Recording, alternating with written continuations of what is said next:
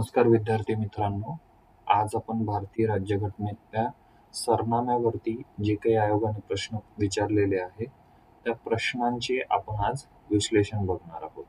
चला तर मग आपण आपल्या लेक्चरला सुरुवात करूया.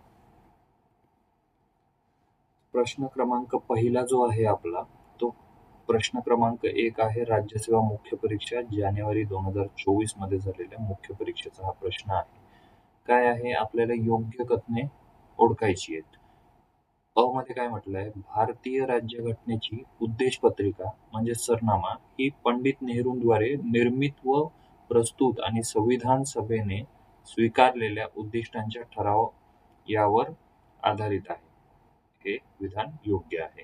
आपण बघितलं होतं की पंडित नेहरूंनी 13 डिसेंबर 1946 रोजी उद्दिष्टांचा ठराव मांडला होता आणि तो पुढे जाऊन 22 जानेवारी 1947 ला काय झाला आहे? उद्दिष्टांचा ठराव स्वीकृत करण्यात आलेला आहे. ठीक आहे. तर त्यानुसार या उद्दिष्टांच्या ठरावानुसार आपण जी काही उद्देश पत्रिका आहे ती उद्दिष्टांच्या ठरावावर आधारित होती. यस, हे विधान करेक्ट आहे.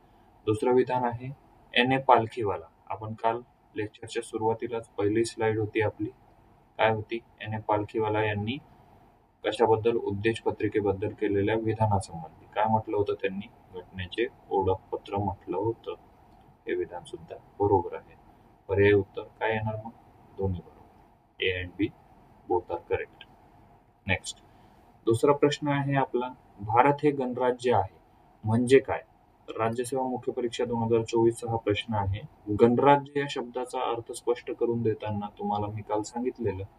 युट्यूबच्या लेक्चरमध्ये तुम्ही जाऊन पुन्हा बघू शकता. ज्या विद्यार्थ्यांनी अजून लेक्चर बघितलेलं नाही ते जाऊन आपल्या युट्यूब चॅनलला लेक्चर बघू शकतात. युट्यूब चॅनलचं नाव आहे एक्झाम ओरिएंटेड बाय प्रतीक. ठीक आहे. त्यामध्ये गणराज्य या शब्दाची व्याख्या मी तुम्हाला सांगताना सांगितलं होतं की लोकांचे शासन, लोकांसाठी शासन. हे तर सिंपल ही कन्सेप्ट तर आपल्याला माहिती आहे. लोकांद्वारे लोकांसाठी तयार केलेले शासन म्हणजे गणराज्य असतं. त्यामुळे हे विधान तर करेक्ट असणार आहे. आणि इथे ऑप्शन मध्ये पण तुम्हाला 1, 2, 3 ह्या ऑप्शन मध्ये हे विधान दिसते आहे. चौथ्या ऑप्शन मध्ये नाही, चौथा ऑप्शन गेलेला आहे आपला, हा येणार नाही. देन आहे राज्य प्रमुख म्हणून निर्वाचित राष्ट्रपती असतात. इथे राज्य प्रमुखचा अर्थ हा स्टेट नसून इथे देशासंबंधी बोलते. त्यामुळे राष्ट्रपती हे निर्वाचित राष्ट्रपती असतात. राज्य प्रमुख म्हणजेच राष्ट्रप्रमुख. तर हो, हे सुद्धा विधान करेक्ट आहे.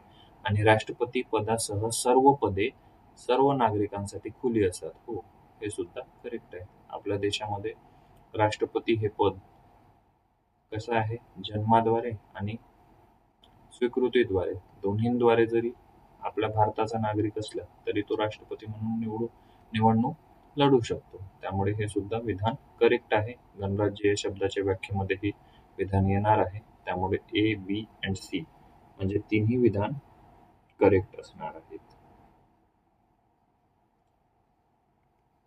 पुढचा प्रश्न आहे आपला, संयुक्त गट ब मुख्य परीक्षा 2023 चा प्रश्न आहे हा.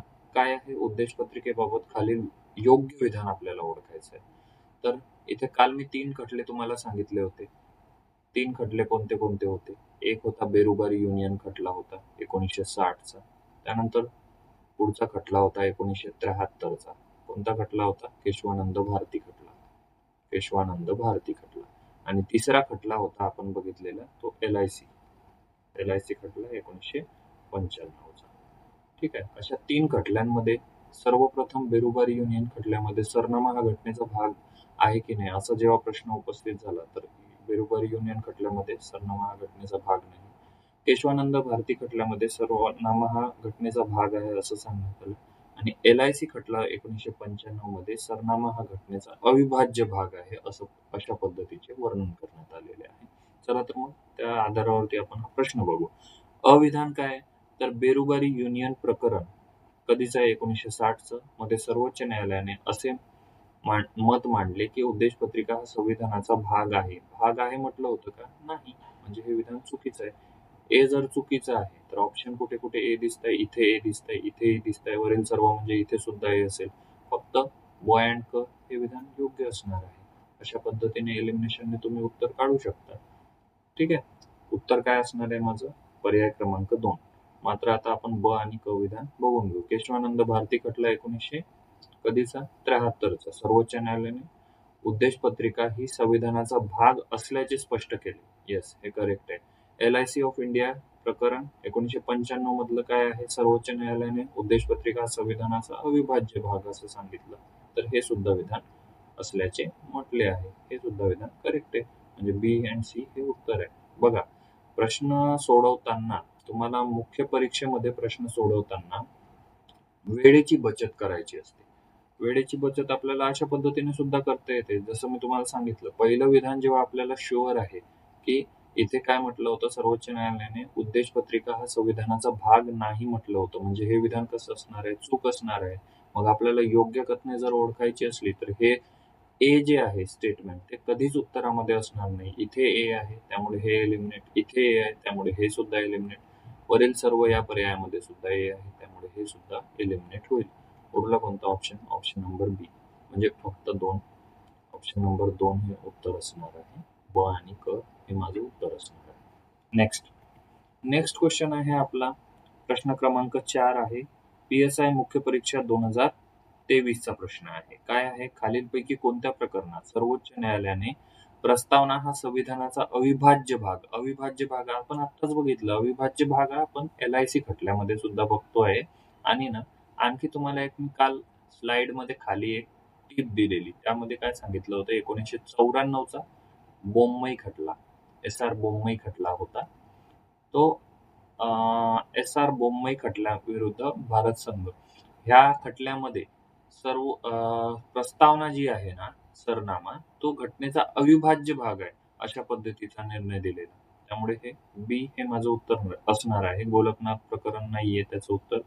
कोहिल्लो खटला सुद्धा नाही. इंदिरा गांधी विरुद्ध राजनारायण हा सुद्धा खटला नाही. फक्त ब माझं उत्तर आहे. फक्त ब ऑप्शन नंबर 2 मध्ये आहे. त्यामुळे ते माझं उत्तर असणार आहे. पुढचा प्रश्न आहे आपला प्रश्न क्रमांक 5 आहे. धर्मनिरपेक्षता याचा अर्थ राज्याची ओळख धर्माच्या आधारावर असणार नाही, राज्य कोणत्याही धर्माच्या विरोधी राहणार नाही आणि राज्य सर्व धर्मांप्रती सारखी श्रद्धा, विश्वास आणि निष्ठा बाळगेल, असं मत कोणी व्यक्त केलं होतं? तर PSI मुख्य परीक्षा 2023चा हा प्रश्न आहे. असं मत जेव्हा कोणी विचारलं असेल तर आपल्याला ऍक्च्युअली फॅक्च्युअल प्रश्न आहे हा. फॅक्च्युअल मध्ये येणार. फॅक्च्युअल प्रश्न आहे त्यामुळे हा डेटा आपल्याला पाठ असायला पाहिजे. प्रश्न रिपीट झाल्यानंतर आता हा प्रश्न आपल्याला चुकायला नको. त्यावेळेस आपल्यासाठी हा प्रश्न 2023 मध्ये PSIच्या मुख्य परीक्षेमध्ये हा प्रश्न आपल्यासाठी नवीन होता. मात्र आता हा आपल्यासाठी नवीन राहिलेला नाही. जर हा प्रश्न उद्या रिपीट झाला तुमच्या परीक्षेमध्ये तर तुम्हाला एवढे शब्द बघायचे: श्रद्धा, विश्वास आणि निष्ठा बाळगेन सर्व धर्मांप्रती. कोण बाळगेन असे श्रद्धा, निष्ठा आणि विश्वास? तर राज्य बाळगेल. तर याचं उत्तर काय? कोणी असे मत व्यक्त केलेले? तर सर्वपल्ली राधाकृष्णन. डॉक्टर सर्वपल्ली राधाकृष्णन हे त्याचं उत्तर असणार आहे. पुढचा प्रश्न बघूया. पुढचा प्रश्न आहे प्रश्न क्रमांक 6. PSI मुख्य परीक्षा 2023 लाच आलेला हा प्रश्न आहे. काय आहे? आणीबाणीच्या काळात 42वी घटना दुरुस्ती, आपण काल बघितलेली 42वी राज्यघटना दुरुस्ती कायदा 1976चा नुसार राज्यघटनेच्या प्रस्तावनेत रिकामी जागा हे शब्द समाविष्ट करण्यात आले. काल मी तुम्हाला सांगितलेलं. ठीक आहे. ज्या विद्यार्थ्यांनी, अजून मी एकदा आवर्जून सांगतोय, ज्या विद्यार्थ्यांनी अजून आपलं लेक्चर बघितलेलं नाहीये त्यांनी युट्यूब चॅनलला, ह्याच युट्यूब चॅनलला, ज्या युट्यूब चॅनलला आता तुम्ही हा व्हिडिओ बघता आहात त्या युट्यूब चॅनलला तुम्हाला प्लेलिस्ट दिसेल. प्लेलिस्ट मध्ये गेल्यानंतर इंडियन पॉलिटी नावाची प्लेलिस्ट आहे. त्यामध्ये सरनामा हा टॉपिक मी तुम्हाला शिकवला आहे. तिथे तुम्ही बघू शकता. मी 42व्या घटना दुरुस्तीबद्दल सांगितलंय तुम्हाला. कोणते 3 शब्द होते? समाजवादी, धर्मनिरपेक्ष. हे बघा, हा शब्द होता समाजवादी, धर्मनिरपेक्ष आणि एक शब्द होता एकात्मता. ठीक आहे. आता तुम्हाला इथे ना ऑप्शन चूज करायचे. बघा, हे टाईप मिस्टेक झालाय, टायपो झालाय इथे. 2 वेळा ऑप्शन झाले. हे 2 वरचे ऑप्शन उडवून घेतो मी. समाजवादी, धर्मनिरपेक्ष आणि एकात्मता हे 3 शब्द 42वी घटना दुरुस्ती 1976 ने राज्यघटनेच्या प्रस्तावनेत ऍड करण्यात आले. तर आता बघा, तुम्हाला इथे पण हे पण ऑप्शन दिसत आहे, हे सुद्धा ऑप्शन दिसत आहे. पण तुम्हाला एक गोष्ट सांगितलेली मी की एकता आपल्याला म्हणायचं नाही. त्यामुळे एकतावाला ऑप्शन उडलं. त्यानंतर न्याय, स्वातंत्र्य, समानता, बंधुता हे शब्द ऑलरेडी होते त्यामुळे हे येणार नाही. ऑप्शन नंबर 1 माझं उत्तर असणार आहे. पुढचा प्रश्न आहे आपला उद्देश पत्रिकेच्या महत्वांबाबत जोड्या लावायचा प्रश्न आहे हा. ऑक्टोबर 2023च्या एएसओ मुख्य परीक्षेला आलेला हा प्रश्न आहे. ठीक आहे. एके ठिकाणी आपल्याला काय दिलेलं आहे, अ मध्ये व्यक्ती दिलेली आहे आणि ब मध्ये त्या व्यक्तींनी केलेली कथने दिलेली आहे. आपण याबद्दल काल अभ्यास करताना मी तुम्हाला सांगितलेलं काही गोष्टी आपल्याकडनं राहिलेल्या, त्यानंतर मी ग्रुपमध्ये तुम्हाला हस्तलिखित ज्या काही नोट्स आहे त्यानंतर मी पाठवल्या.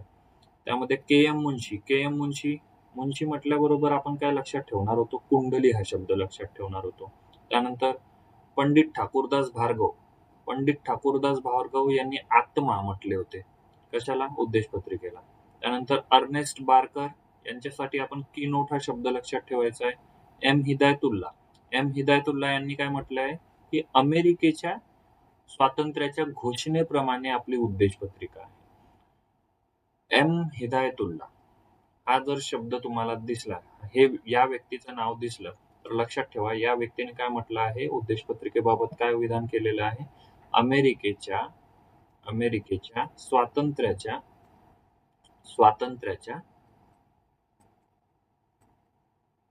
घोषणेप्रमाणे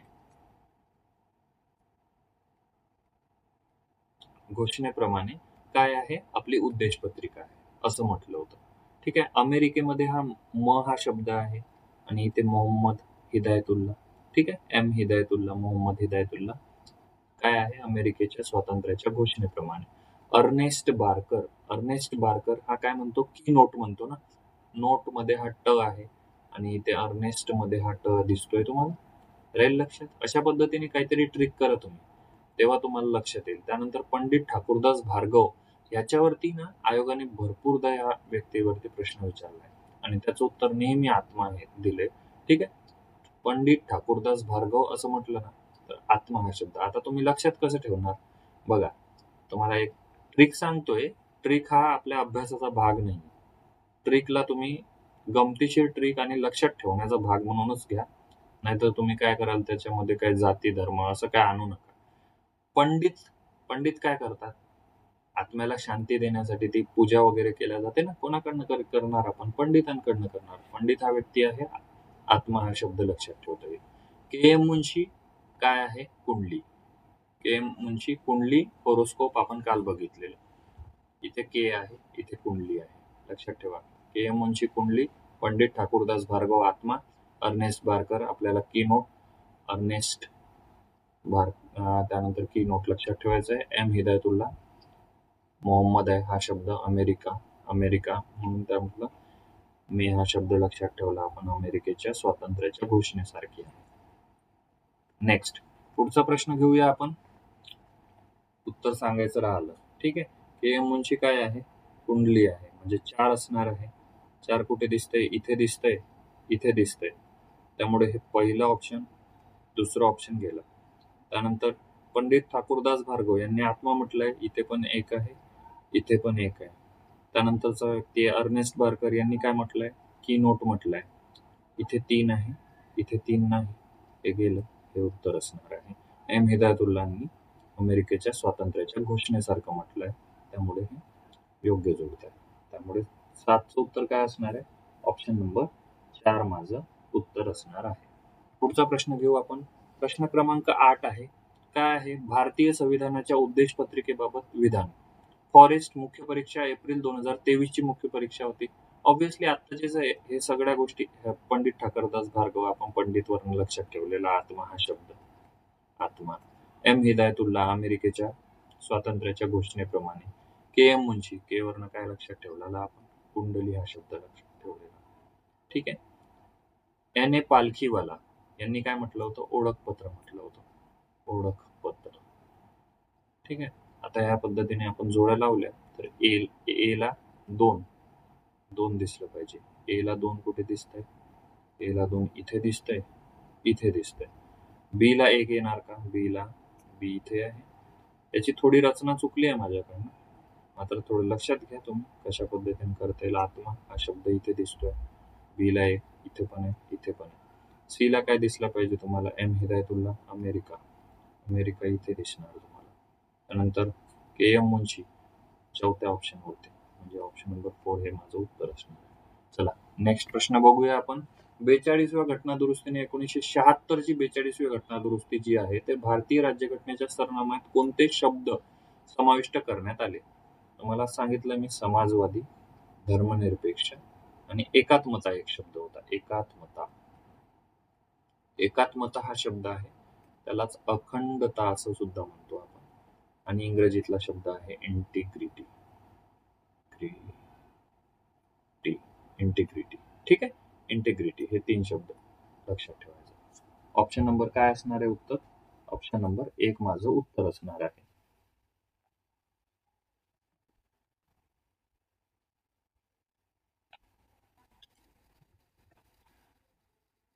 नववा प्रश्न आपला झालेला. ठीक आहे, तर आपण पुढचा प्रश्न बघूया. प्रश्न क्रमांक 10 आहे आपला, फॉरेस्ट मुख्य परीक्षा 2023.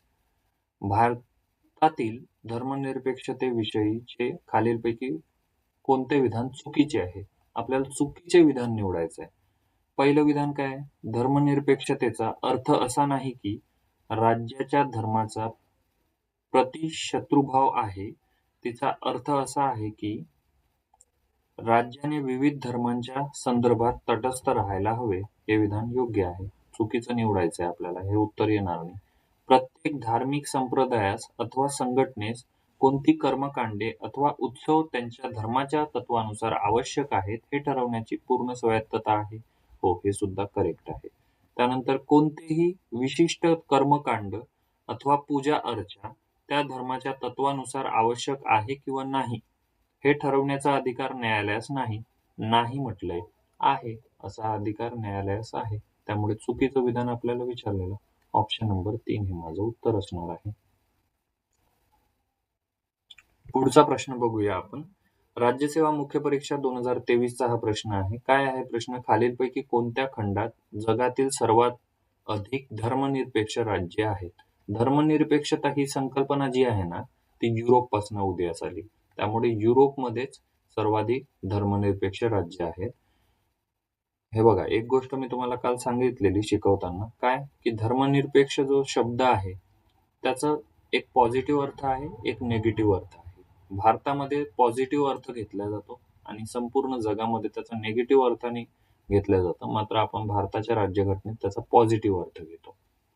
पुढचा प्रश्न आहे, सामाजिक, आर्थिक आणि राजकीय न्याय रिकामी जागा आहे. राज्यसेवा मुख्य परीक्षा 2023चा हा प्रश्न आहे. सामाजिक, आर्थिक, राजकीय न्याय. ठीक आहे, इथे सुद्धा ऑप्शन दोनदा झाले आहेत. हा मी खोडून घेतो. ठीक आहे, पहिला ऑप्शन आहे, भारताच्या राज्यघटनेच्या प्रस्तावनेत अंतर्भूत केलेली संकल्पना आहे काही सामाजिक, आर्थिक, राजकीय न्याय. हो, आहे ना, असं बरोबर आहे. पुढचे ऑप्शन बघू आपण. भारतीय राज्यघटनेच्या मूलभूत अधिकारांची हमी. मूलभूत अधिकारांमध्ये असं काही दिलेलं नाहीये. आपण मूलभूत अधिकार जेव्हा शिकू तेव्हा बघू. अधिनियम तयार करताना विचारात घेतलेले राज्य धोरणाचे मार्गदर्शक तत्वे म्हणजे DPSP. ठीक आहे, याच्यात सुद्धा हे नाहीये. ठीक आहे, आर्थिकचं वगैरे आहे, मात्र राजकीय न्याय, सामाजिक त्या घटकांचं येणार नाही. उच्च न्यायालय, सर्वोच्च न्यायालय यांनी जारी केलेल्या रीडद्वारे लोकांना दिलेली हमी हे सुद्धा येणार नाही. रीड्स काय आहेत, सर्वोच्च न्यायालय, उच्च न्यायालय कशा पद्धतीने ते काढतं ह्याबद्दल आपण माहिती पुढे बघणार आहोत. ऑप्शन नंबर 1 हे माझं उत्तर असणार आहे. पुढचा प्रश्न बघूया आपण. पुढचा प्रश्न आहे, उद्देशपत्रिका ही संविधानाचा आत्मा आहे, ती संविधानाची एक किल्ली आहे. आत्मा हा शब्द दिसल्याबरोबर पंडित ठाकूरदास भार्गव त्याचं उत्तर असणार आहे. फॉरेस्ट मुख्य परीक्षा 2022 हा प्रश्न आहे. पुढचा प्रश्न आहे, भारतीय राज्यघटनेच्या सरनाम्याच्या संदर्भात हा प्रश्न आहे. खालीलपैकी कोणता क्रम योग्य आहे? सरनाम्यातले क्रम तुम्हाला विचारतात हे मी काल तुम्हाला बोललेलो. त्यानुसार राज्यघटनेच्या सरनाम्याच्या क्रमावरती हा प्रश्न आलेला आहे. असो मुख्य परीक्षा 2022चा प्रश्न आहे. काय आहे? प्रजासत्ताक गणराज्य असा आहे का? नाही. सार्वभौम, समाजवादी, धर्मनिरपेक्ष. धर्मनिरपेक्ष इथे नाही, त्यामुळे हे सुद्धा येणार नाही. सार्वभौम समाजवादी हा शब्द इथे नाही, हा सुद्धा येणार नाही. सार्वभौम, समाजवादी, धर्मनिरपेक्ष, लोकशाही किंवा प्रजासत्ताक गणराज्य हे उत्तर असणार आहे. ऑप्शन नंबर 4 माझं उत्तर असणार आहे. पुढचा प्रश्न आहे, उद्देशपत्रिकेबाबत समाजवादी शब्दाला आज विसंगती होताना दिसते. कारण तुम्हाला समाजवादी या शब्दाची जेव्हा मी संकल्पना समजावून सांगत होतो तेव्हा मी तुम्हाला सांगितलेलं की 1991च्या LPG धोरणानंतर आपण काय केलं आहे, मुक्त अर्थव्यवस्थेकडे वळलो होतो आपण. ठीक आहे. शासनाचे जे मुक्त अर्थव्यवस्थेचं जे धोरण आहे ना, तेच या समाजवादाला विसंगती आणत आहे. पुढचा प्रश्न आहे 16व्या नंबरचा प्रश्न आहे, भारतीय राज्यघटनेचा सरनामा हा काय आहे? सरनामा राज्यघटनेचा भाग नाही. हो, राज्यघटनेचा भाग आहे का? नाही. इथे नाही म्हटलंय, चुकलंय. भाग तर आहे. त्यानंतर संसदेद्वारा दुरुस्ती न होणारा आहे का? नाही. 42वी घटना दुरुस्ती झालीच नसते असं जर असतं तर. त्यानंतर ऑप्शन नंबर 3 काय? भारतीय राज्यघटनेतील अधिकाराचा स्रोत नाही. अधिकाराचा स्रोत नाही. नाही, अधिकाराचा स्रोत जनता आहे ना. मग हे सुद्धा विधान आयोगाने चुकीचं दिलेलं आहे. राज्य व्यवस्थेने साध्य करावयाची उद्दिष्टे दाखवतो. उद्दिष्टे कोणती होती आपली? उद्दिष्टे कोणती होती? न्याय, स्वातंत्र्य, समता, बंधुता ही उद्दिष्ट होती का?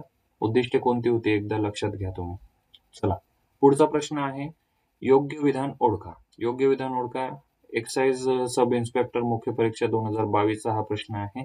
भारतीय संविधानातील स्वातंत्र्य, समता, बंधुता ही जी तत्वे आहे ती कोणत्या देशाच्या संविधानातून प्रेरित आहे? तर याचं उत्तर बंधुता हा शब्द दिसल्याबरोबर तुम्हाला लक्षात घ्यायला पाहिजे, फ्रेंच राज्यक्रांती. ठीक आहे. आणखी एक आपण राज्यक्रांती बघितलेली फ्रेंच संविधानातनं हा शब्द घेतलेला आहे, ती म्हणजे रशियन राज्यक्रांती. न्याय हा शब्द बघितलेला, सामाजिक, आर्थिक आणि राजकीय न्याय आपल्याला रशियन राज्यक्रांतीकडून.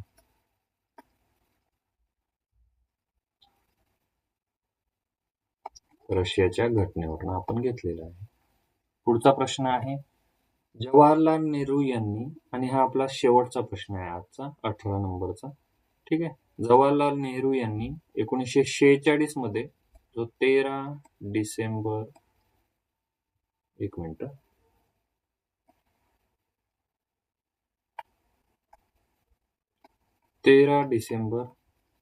1946 रोजी उद्दिष्टांचा ठराव मांडला. त्या ठरावामध्ये खालीलपैकी कोणता भाग नव्हता? तर कोणता भाग नव्हता त्यामध्ये? भारत हे स्वतंत्र सार्वभौम प्रजासत्ताक असेल का? हो, हा भाग होता. कोणत्याही विशिष्ट वर्गासाठी खास संरक्षण दिले जाणार नाही असं नाही. राष्ट्रपती, उपराष्ट्रपती असतात किंवा काही असा प्रवर्ग असतो ज्यांना आपल्याला खास संरक्षण द्यायला पाहिजे. हे विधान चुकीचं ठरतं. ठीक आहे. त्यामुळे भाग कोणता नव्हता असं म्हटल्यामुळे हे उत्तर आहे. स्वतंत्र भारताची सर्व सत्ता अधिकार जनतेकडून प्रस्थापित केले जातील, प्राप्त होतील. येस, करेक्ट आहे. भारताच्या सर्व जनतेला कायद्यापुढील समता दिली जाईल. येस, कायद्यापुढील समता दिली जाईल. काय नव्हता भाग? तर कोणत्याही विशिष्ट वर्गासाठी खास संरक्षण दिले जाणार नाही म्हटल्यामुळे हा भाग नव्हता. ठीक आहे. अशा पद्धतीने इथे आपलं लेक्चर पूर्ण होत आहे. धन्यवाद.